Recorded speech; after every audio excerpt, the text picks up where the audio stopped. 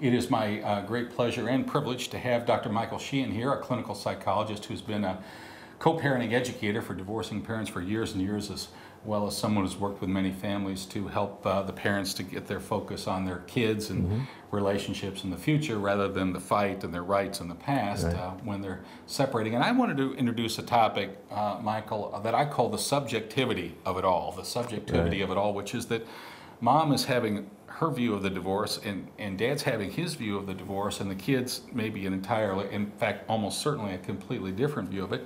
And let me begin by throwing out something that Donald Sapoznik talks about in his book on mediating child custody cases, and that is how parents can look at the same event and come to some completely different conclusions, and both of them probably wrong. But one of the examples he gives, and he has a number in his book, is a child who comes back from maybe 2 days with dad, and 20 minutes later mom finds Junior up in his bedroom crying. And she goes to her lawyer, the lawyer files a motion, because the problem obviously was that he went with dad, according to mom and mom's attorney, and so they file a motion that dad's parenting time must be severely limited.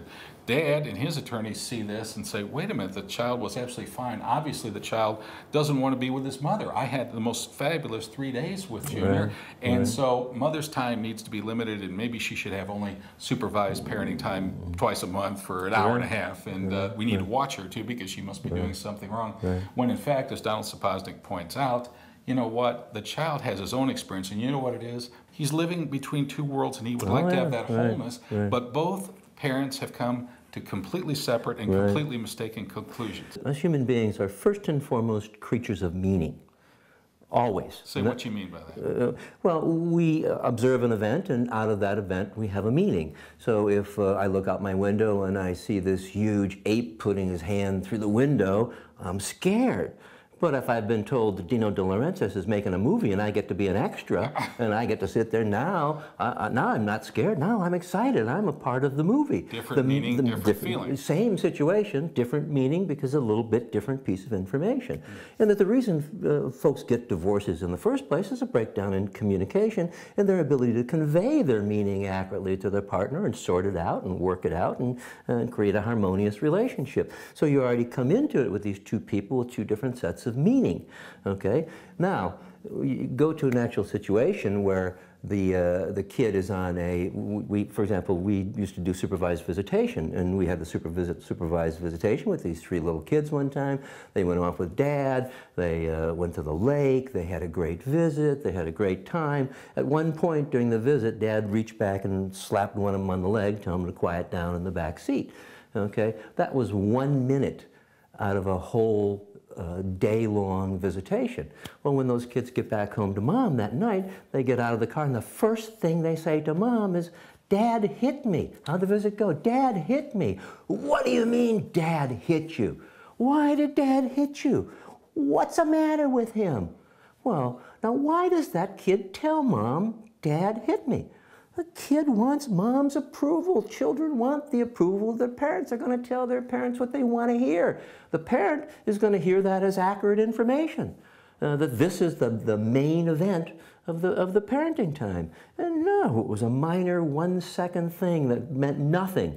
But it got blown up because the child interpreted, that's the meaning my mom would like to have out of this, and I want my mom's approval. And I was just going to ask about that. Wouldn't you say that if the child perceives the parents as being in conflict, in order to bond with either parent, they're telling the one parent one thing, one parent another. That's right. I feel loved and valued, and this is wonderful with you, and I feel terrible over there. The worst case I ever had of that is a kid that went home and told biological mom, "I hate my stepmom, she's the wicked witch of the West, I don't want to go anymore." And then went and told stepmom, "I hate my mom, I want you to adopt me." Yes. And both parents were at war, had lawyered up, and neither one of them knew what the kid was saying to the other. And when they found out, you know what they wanted to do, Charlie? They wanted to punish the kid. I know that one of the themes that you talk about, Michael, and I do as well, working with parents, is that asking children can be asking for trouble. It's one thing for, in a safe setting with a psychologist, for the child to have help to say what's really on his mind. But when parents, start asking, or we as custody examiners and lawyers and stuff start saying, well, let's ask the kids. Number one, the kids can't tell the truth because this is not a safe world. I need to tell everybody what they want to hear. That's right. Everybody, psychologists included, are going to make mistakes. The difference between happy, healthy people and unhappy, unhealthy people is happy people recover from their mistakes, learn from their mistakes, and grow from their mistakes. Unhappy, miserable people defend their mistakes, and when you defend your mistake, you're stuck in it. Thank you, Michael, for discussing the subjectivity at all. I think we have to be careful. And by the way, I think professionals have to be careful. There's a tendency on the part of us lawyers to hear a story from a client, and then we think, well, that's absolutely the truth, too. These are very, very painful, personal, subjective experiences. Let's all, as parents and as professionals, remember that and do the best we can to create a better world, not to argue our view of what's going on now.